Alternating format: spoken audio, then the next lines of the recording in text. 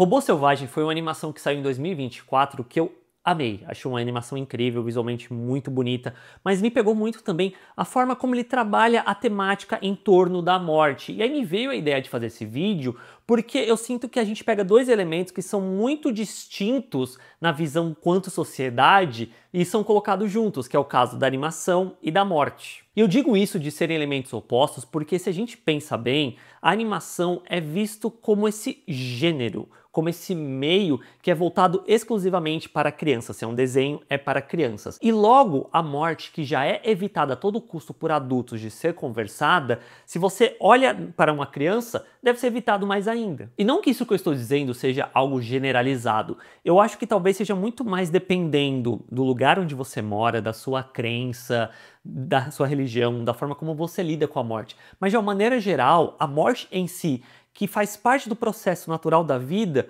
a gente não é ensinado a lidar com ela direito. Isso talvez seja algo muito mais ocidentalizado e por conta disso, nesse vídeo, eu vou trazer o recorte principalmente de animações hollywoodianas, porque pegando-me como exemplo, o primeiro filme que eu fui ver no cinema foi Pokémon, o filme do Mew vs Mewtwo, Mewtwo Contra-Ataca, não é Mewtwo Contra-Ataca. Enfim, é o primeiro filme do Pokémon, que aquela cena do Ash morrendo, virando pedra, e os Pokémon chorando, foi algo que eu não soube lidar direito naquela época, tanto que a cena mais marcante do filme pra mim é essa. Revendo ainda causa um desconfortozinho, porque é a primeira vez que eu, quanto uma criança, sinto que fui desafiado, por assim colocar, com essa temática da morte.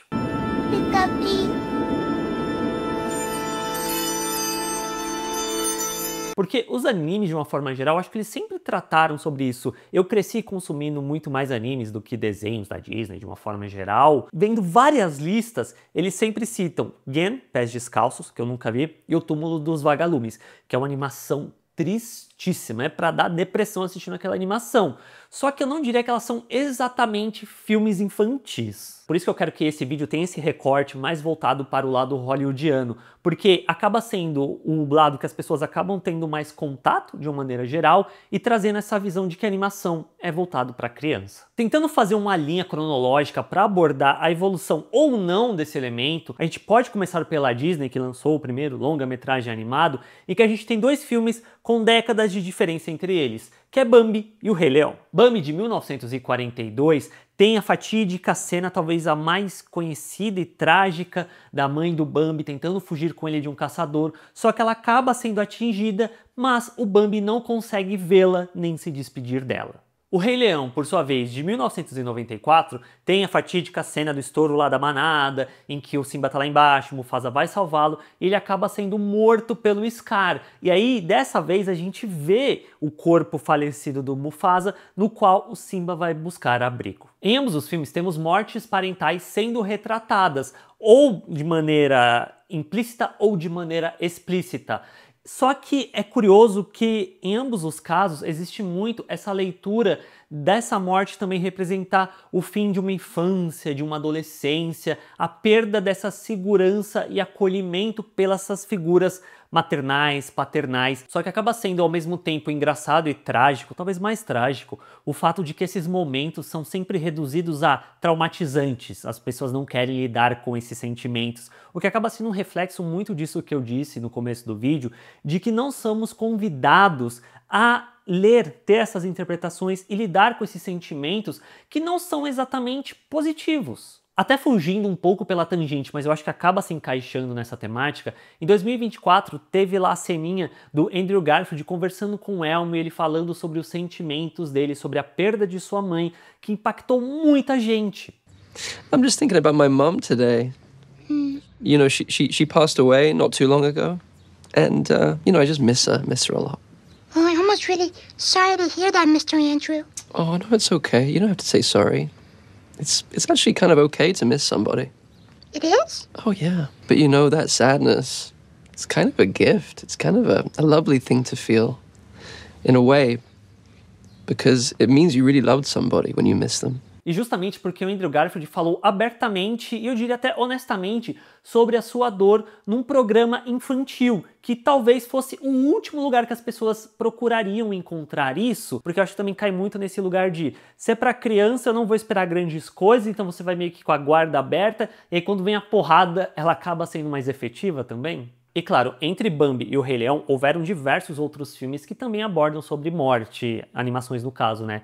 Tem um que é Em Busca do Vale Encantado, que tem a morte da mãe do Littlefoot, que também é uma cena tristíssima e o personagem fica carregando essa dor ao longo do filme. Um outro que eu acho que vale muito a pena citar, que é de 1999, é Gigante de Ferro, que é um filme dirigido pelo Brad Bird, que depois veio fazer, né, Os Incríveis 1, 2, provavelmente ele vai fazer o 3, se eu não estou enganado. E ele era uma criança Disney, ele cresceu com os filmes da Disney, queria trabalhar na Disney. Quando ele entrou na Disney, né, ele viu que o que ele admirava não estava muito mais presente ali, faltava ousadia para o estúdio, e ele foi para Warner Bros., onde ele começou a se envolver com esse projeto do Gigante de Ferro, que tinha uma ideia e ele acabou moldando para o que o filme acabou saindo, onde muito da ideia dele veio do fato de, e se uma arma tivesse alma, mas não quisesse ser uma arma? Que está muito ligado com o fato dele ter perdido a irmã dele para uma arma de fogo. E o que acaba se mostrando muito forte no desenvolvimento do filme como um todo, porque o Gigante de Ferro surge como essa arma durante a Guerra Fria,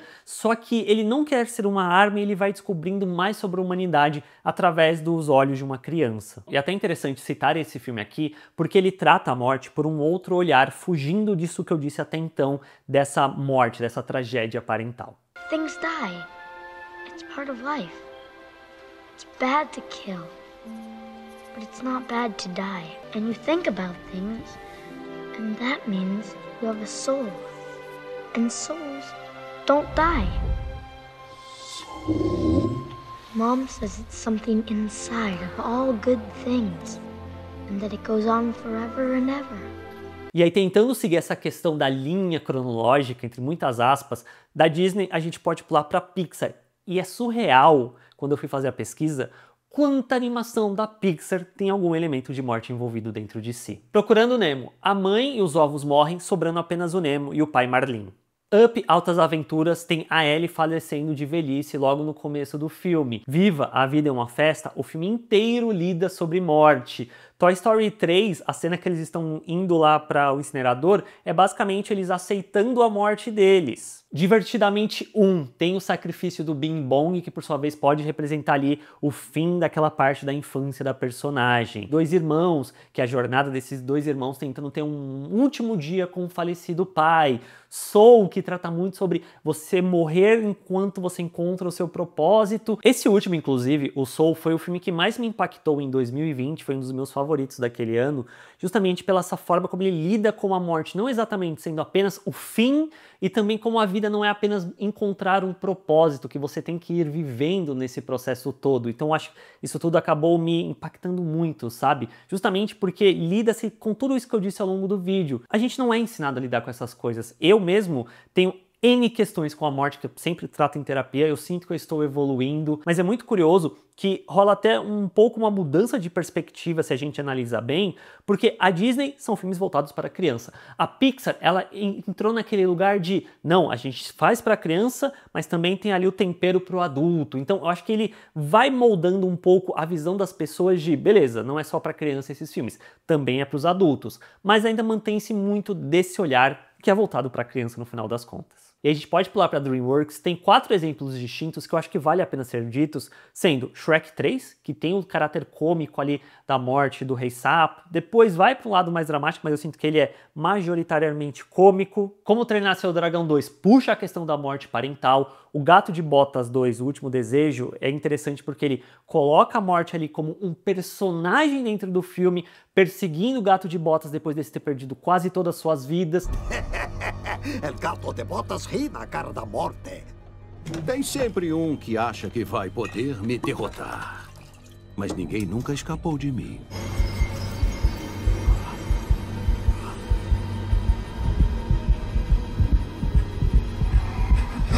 Qual é o problema? Suas vidas estão passando diante dos seus olhos. E muito da jornada do personagem lidando com a sua própria mortalidade, inclusive O Gato de Botas 2 foi um filme que eu não curti tanto quanto eu vi da primeira vez, mas ele foi crescendo dentro de mim com o passar do tempo, justamente pela forma como ele trata essa temática. Então dá pra ver essas diferentes formas ao longo do vídeo que eu fui citando, de como a morte é representada nas animações. E aí a gente chega no último caso da DreamWorks, que é o que me fez querer gravar esse vídeo, que é o Robô Selvagem. Essa animação coloca a morte como um elemento central ao filme como um todo, na forma justamente dele fazer parte desse ecossistema. E a gente vê isso sendo trabalhado e mostrado de diferentes formas dentro de um único filme. Tem um lado mais cômico lá da mãe dos gambazinhos, se eu não estou enganado, né, que fica aliviada quando um dos filhos morre, porque é um a menos para ela cuidar.